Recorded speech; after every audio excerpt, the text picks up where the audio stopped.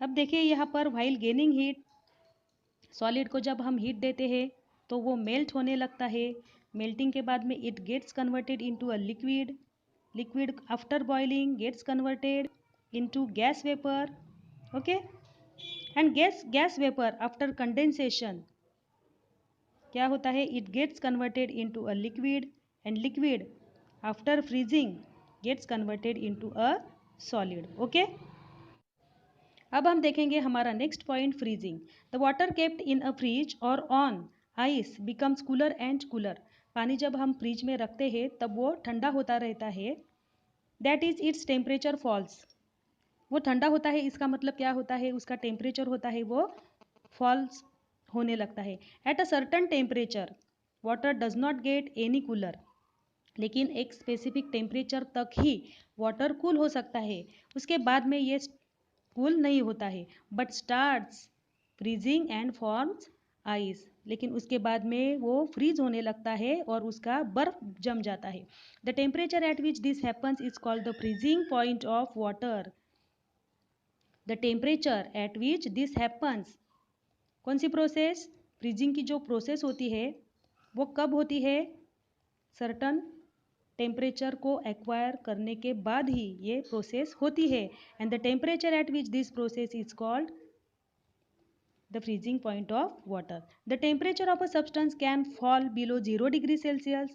Example, the temperature of air in the freezer of a refrigerator is around minus 18 degrees Celsius. It is read as minus 18 degrees Celsius. Okay.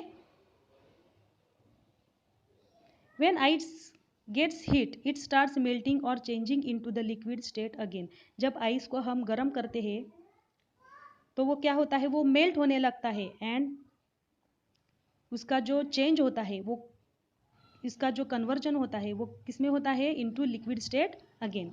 Ice melts at 0 degree Celsius, ice होता है वो 0 degree Celsius में ही melt होता है। It means that the freezing point and melting point of water are one and the same.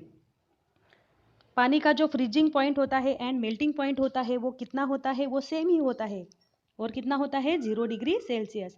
Each substance has a specific boiling point which is also its condensation point, हमने boiling में ये पढ़ा ही था। Each substance has a specific melting point which is the same as its freezing point.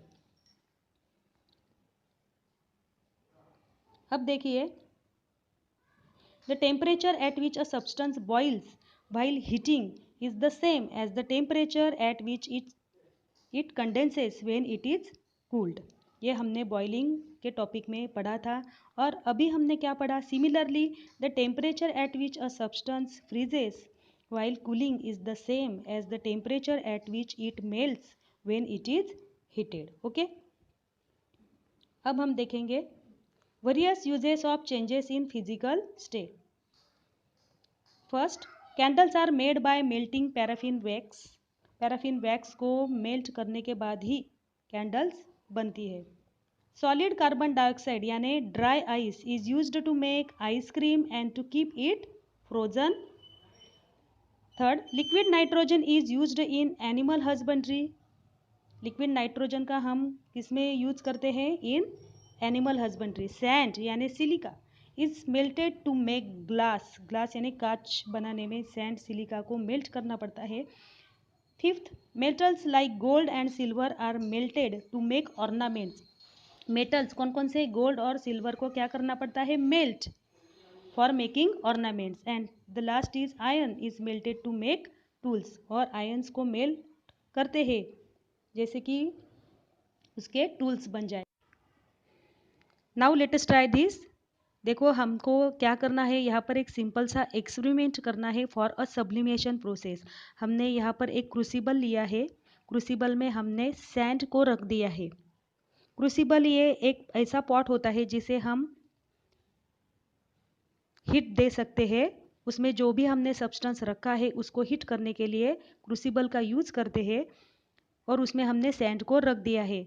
हमने उसमें iodine के crystals भी डाले हैं और एक फनेल लिया है, ये फनेल है, ओके, ये है, ये फनेल है, और ये फनेल का स्टेम है, उसको हमने एक कॉटन प्लग से ब्लॉक कर दिया है और इसे उल्टा रख दिया है किस पर, क्रूसिबल पर।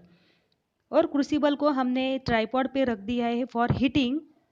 Then we have to light the burner, हमने बर्नर को जला दिया है and heat the mixture in the crucible. और ये जो मिक्सचर है क्रूसिबल में रखा हुआ उसे हम हीट देंगे with the burner. Observe the changes, अब हमें कौन से चेंजेस इसमें दिखाई देते हैं, देखो it is a sublimation process. And what is a sublimation process, देखिए यहाँ पर iodine crystals do not melt on heating, iodine के क्रिस्टल्स होते हैं वो मेल्ट नहीं होते हैं आफ्टर हीटिंग। पहले हमने क्या सीखा था कि जो सॉलिड होते हैं वो after heating gets converted into a liquid, but here solid यानी कौन, आयोडीन के क्रिस्टल से हमने सॉलिड स्टेट में लिए हुए हैं, after heating does not converted into liquid but directly changes into the gaseous state. When the fumes of iodine hit the walls of the funnel, देखिए फ्यूम्स वो क्या होते हैं, hit the walls of the funnel, they cool to form solid crystals of iodine and stick to the funnel walls। ये जो fumes है वो यहाँ पर हिट होते हैं to the walls of the funnel, और ठंडे होने के बाद में ये क्या बन जाते हैं फिर से iodine crystals like this. Thus on heating iodine does not melt and change to a liquid but directly changes to the gaseous state। देखो यहाँ पर आयोडीन क्रिस्टल्स का लिक्विड में कन्वर्जन नहीं हुआ है but directly changes to the gaseous state। The change of a solid substance directly into a gas or vapor without first changing into a liquid is called a sublimation। अब हम देखेंगे properties of a substance and the first property is the brittleness. Substances like chalk, brick यानी ईट, alum यानी फिटकरी, glass यानी कांच and a राजगिरावड़ी, in substances पर अगर हम अपना फोर्स अप्लाई करते हैं तो such substances break into small pieces और particles and such substances are said to be brittle. ये जो सब्सटेंसेस है वो कैसे होते हैं, brittle, because they are break into small pieces when we apply force on it। So this property of a substance is called a brittleness। Then the next property is the hardness। देखिए यहाँ पर हमने इस experiment में देखिए figure 5.9 में hardness कैसे होता है, जैसे कि हमने यहाँ पे एक लोहे का किल लिया है और उसको हमने एक पीस ऑफ वुड है उसमें इंसर्ट करने की कोशिश की, लेकिन ये आसानी से उसमें घुस नहीं जाता है, तो हमको यहाँ पर हथौड़ी से फोर्स को अप्लाई करना पड़ता है ताकि ये जो आयरन का नेल है वो इजीली इस पीस ऑफ वुड में इंसर्ट हो सके। अगर हमने इस लोहे के किल को वेट मड में पियर्स करने की कोशिश की तो ये इजीली उसमें घुस जाता है, वेट मड यानी गीली मिट्टी में ये घुस जाता है, फंस जाता है। उसके बाद में अगर हमने कार्डबोर्ड शीट लिया तो उसमें ये इतना इजीली नहीं जाता है, थोड़ा बहुत टाइम ये लेता है उसमें पियर्स होने के लिए। और ये पीस ऑफ वुड है इसमें ये आसानी से नहीं घुस जाता है, उसको हमको फोर्स को अप्लाई करना पड़ता है, जैसे कि हथौड़ी लेकर उस कील को इस पीस ऑफ वुड में घुस जाने के लिए कोशिश करते हैं। So the hardness of a substance is determined by how much resistance it offers to the substances being pushed through it. यहाँ पे देखिए लोहे के कील ने थोड़ा बहुत टाइम तो लिया है इस पीस ऑफ वुड में इंसर्ट होने के लिए। यहाँ पे देखिए पीस ऑफ वुड है वो हार्ड सब्सटेंस है, लेकिन which is the hardest known substance, hardest known substance कौन सा होता है, आयरन यानी कि लोह। Then the next property is the elasticity.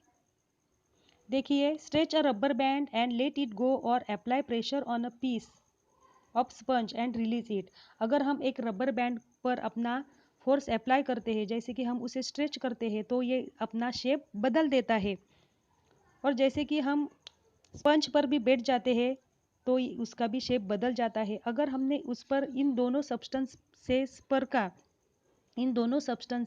पर जो हमने जो फोर्स लगाया है वो फोर्स अगर हम वापस ले लेते हैं तो ये अपने पहले वाले शेप में वापस आ जाता है। जैसे कि the rubber band and the sponge go back to their original shape, some substances change their shape when a force is applied on them but return to their original shape and size when the force is removed. This property is called elasticity. इस property को हम elasticity कहेंगे. Then the next property is the fluidity.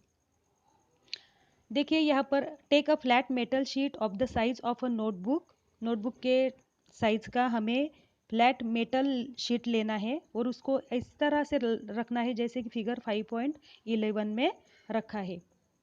Holding it an angle, put a drop of water. ये drop of water यहाँ पे पहले डाला है, हनी का ये ड्रॉप है एंड गम का ये ड्रॉप है. यहाँ पर 3 ड्रॉप्स हमने उस पर डाल दिए हैं at different places on the board. Okay, observe how they flow down the slope. और इनका फ्लो डाउन कैसे हो रहा है स्लोप का, ये देखना है. Liquids flow downwards on a sloping surface. ये जो स्लोपिंग सरफेस है यहाँ पर से लिक्विड क्या होते हैं, बह जाते हैं. This property is called fluidity. The fluidity of any liquid is determined by how easily it flows. देखिए यहाँ पर वाटर है वो इजीली फ्लो हो जाता है. देन हनी, हनी थोड़ा टाइम लेता है एंड गम, गम तो उस पर भी ज़्यादा टाइम लेता है. सो यहाँ पे ये जो वाटर है उसकी fluidity is very greater than honey and gum. Okay,